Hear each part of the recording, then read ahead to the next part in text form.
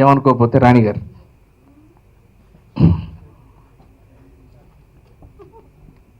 ఎప్పుడు చూద్దామన్నా ఆమె చూస్తుందేమో టెన్షన్, ఆమెను చూడాలన్న కోరిక నాకు. తన తప్పు తను తెలుసుకొని ఎవరో చెప్తే అయ్యా నన్ను ఇంత లవ్ చేసిండా అని చెప్పి ఆ రోజు తన మనసులో మాట విన్న తర్వాతే నేను ఐ లవ్ యూ చెప్పిన. కానీ నేను ట్రై చేసేటప్పుడు అసలు చెప్పలే. ఆ అవకాశం ఇప్పుడు ఉపయోగించుకుంటున్నా. నమస్తే.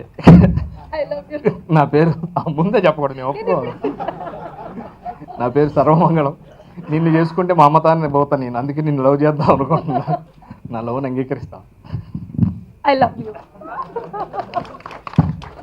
Thank you very much.